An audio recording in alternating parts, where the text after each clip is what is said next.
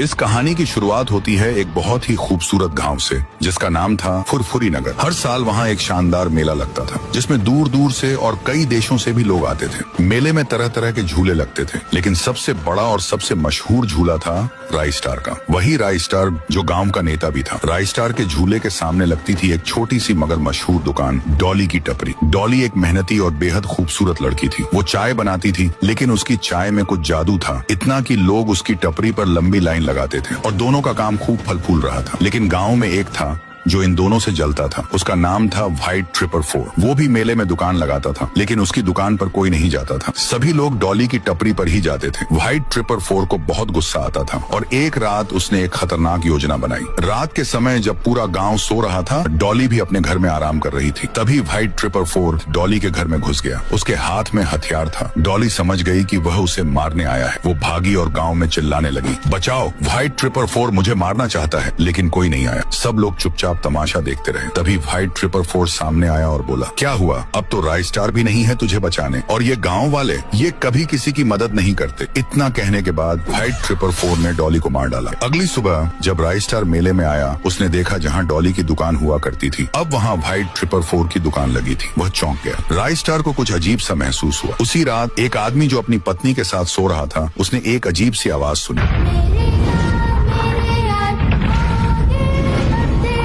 जैसे ही वो बाहर आया, उसने देखा कि एक डरावनी सी डॉल खड़ी थी। उस डॉल ने गाना गाया और वो आदमी एक छोटी सी डॉल में बदल गया। फिर वह डॉल मुस्कुराते हुए चली गई। सुबह तक कई लोग गायब हो चुके थे। हर घर के पीछे एक अजीब सी डॉल पड़ी थी। गांव वाले डर गए और राई स्टार के पास पहुंचे। तभी एक लड़की आई और बोली, मैंने उस डॉल को देखा था, वो डॉली थी। राई स्टार हैरान हो गया। डॉली तो चली गई थी। लड़की ने कहा, कुछ दिन पहले व्हाइट 444 ने डॉली को मार दिया था और गाँव वाले बस देखते रहे। अब डॉली बदला ले रही है। राई स्टार सब समझ गया। उस रात गांव के बीचों बीच एक हवन कुंड बनाया गया। राई स्टार ने डॉली की आत्मा को बुलाया और कहा, डॉली, अगर तुम मुझे सुन सकती हो तो आओ, मुझे तुमसे बात करनी है। तभी डॉली की आत्मा आकाश से नीचे उतरी। राई स्टार बोला, मुझे पता है तुम्हारे साथ बहुत गलत हुआ, लेकिन जो तुम अब कर रही हो वो भी सही नहीं है। अगर बदला लेना ही है तो व्हाइट 444 से लो। मैं दिन में कुछ नहीं कर सकती, मैं गांव के बाहर भी नहीं जा सकती। तभी राई स्टार के दिमाग में एक योजना आई। वह व्हाइट 444 के घर पहुंचा। व्हाइट 444 गहरी नींद में सो रहा। राई स्टार घर के अंदर एक नींद का बम फेंकता है। व्हाइट 444 बेहोश हो गया। जब उसकी आंख खुली, उसने देखा पूरा गांव उसे घेर चुका है और सामने थी डॉली। उसकी आंखों में गुस्सा और बदला। राई स्टार ने स्मोक बम फेंका और बोला, डॉली,